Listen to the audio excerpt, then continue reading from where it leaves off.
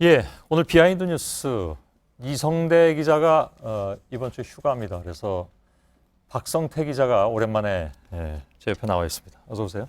예. 예. 자, 첫 번째 키워드부터 열어볼까요? 예, 첫 번째 키워드는 내가 무슨 말만 하면으로 정했습니다. 예, 누구 얘기인가요? 네, 손학규 전 민주당 대표 얘기인데요. 예. 잠시 손학규 전 대표의 최근 페이스북을 보도록 하겠습니다. 밑에 사진에 보면 인생은 타이밍이다. 손학규가 결단하는 날엔 무언가가 터지는 우픈 현실 이렇게 써 있습니다. 예. 손 전 대표가 뭘 중요한 걸 발표하거나 어떤 액션을 취할 때마다 다른 큰 뉴스가 터져서 본인의 뉴스가 묻혔다는 일종의 셀프 디스입니다. 이분은 두 번 정도에 걸쳐서 칩거를 했었잖아요. 예, 칩거에서 나올 때마다 또 일이 터져가지고 나온 게 별로 뉴스가 안 되는 예, 뭐 북한이 핵실험을 한다든가 예, 그런 그렇습니다. 상황이었습니다. 예.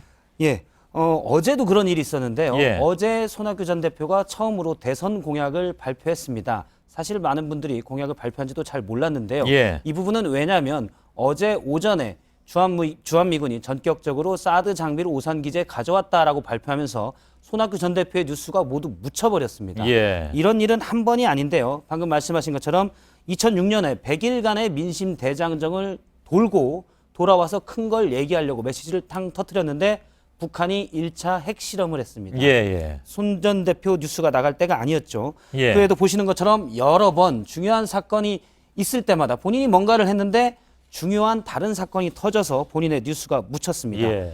유일하게 이렇게 보니까 참 이렇게 연결되기도 참 쉽지 않겠네요. 보니까. 그래서 손학규 징크스라는 말이 있고요. 예. 본인도 그 말을 이제 수용을 했습니다. 예. 유일하게 관심받았던 때가 지난해 전남 강진의 암자에서 돌아와서 개헌을 고리로 제7공화국을 만들자 이 선언을 국회에서 할 때였는데요.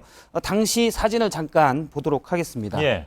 상당히 행복한 표정입니다. 예. 관심을 많이 받으니까 정치인으로서. 예. 예. 2년 만에 암자에서 있다가 돌아왔더니 저렇게 많은 이제 기자들이 핸드폰으로 이제 무슨 얘기를 하는지 들으려고 하는 모습들이 그럼 보였는데요. 이때는 뭐 징크스에서 예외인 경우였나요? 한 나흘 정도가 예외가 됐었습니다. 그런가요? 예. 예. 불과 전날이 이제 2016년 10월 20일인데요.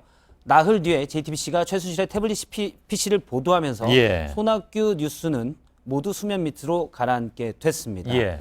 당시에 기자들이 상당히 많이 모였었고 손 전 대표 참 즐거운 표정이었는데 비하인드를 하나 더 말씀드리면 당시에 손 전 대표가 민주당 당적을 가지고 탈당을 할 것이다라는 얘기가 있었고요. 예. 또 그러면 당시에 새누리당으로 갈지 국민의당으로 갈지 몰랐기 때문에 새 당 출입 기자가 모두 모이는 바람에 사람이 좀 많았습니다. 예. 그랬군요. 예. 두 번째 키워드는요?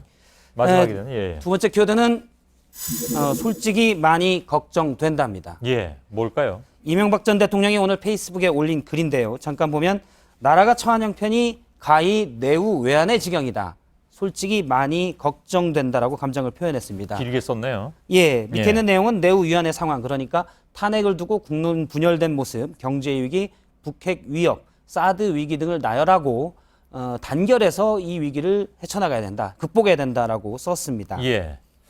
전직 대통령으로서 뭐 할 수 있는 얘기긴 한데 사실 이제 근데 내후 외환은 이미 이명박 전 대통령 당시부터 시작됐다. 그 전에라고 주장한 사람들 많겠지만 아무튼 예.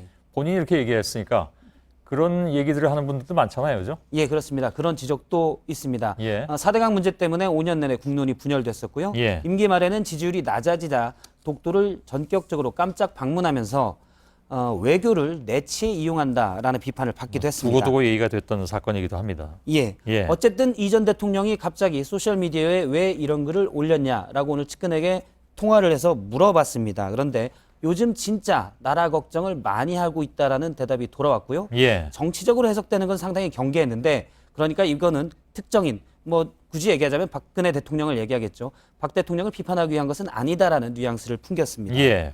근데 사실 전 이명박 전 대통령의 언급이 이런 정치적 언급이 이렇게 드문 일은 아니죠. 요즘 굉장히 잦은 그런 느낌을 주는데. 그렇죠? 예. 기자들이 물론 물어보는 것도 있지만 꼬박꼬박 대답을 합니다. 그래서 예. 매달 뉴스에 나오고 있는데요.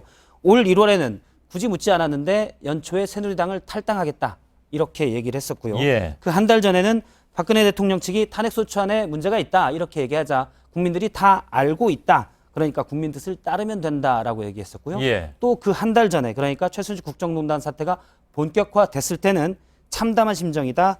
또 어떻게 이렇게 부끄러운 일이 일어날 수 있는지라고 예. 얘기를 하기도 물론 했습니다. 뭐 박근혜 대통령이 뉴스의 중심 인물이면 틀림이 없지만 박 대통령에 대한 언급이 유독 많긴 하군요. 보니까. 예. 그렇기 때문에 측근들은 그런 해석을 상당히 경계를 했지만 박근혜 대통령과의 오래된 악연, 깊은 갈등이 원인이 아니냐 이런 지적이 예. 나오는데요. 2007년 당시 한나라당 경선 때부터 이명박 전 대통령과 박근혜 대통령의 갈등은 컸었고요. 예. 그 갈등이 계속 나와서 사실 지금의 바른정당과 자유한국당으로 쪼개지는 그 두 축이 됐다라는 지적도 있는데요. 예. 어쨌든 이 전 대통령의 이 잦은 훈수 이런 갈등이 있는 것 아니냐. 그런데 이 부분에 대해서 측근은 지금 이명박 전 대통령이 하고 싶은 말을 다 하는 것은 결코 아니다라고 했습니다. 예. 다 하면 어떤 얘기가 나올지도 궁금해지는군요. 알겠습니다. 예, 박성태 기자였습니다.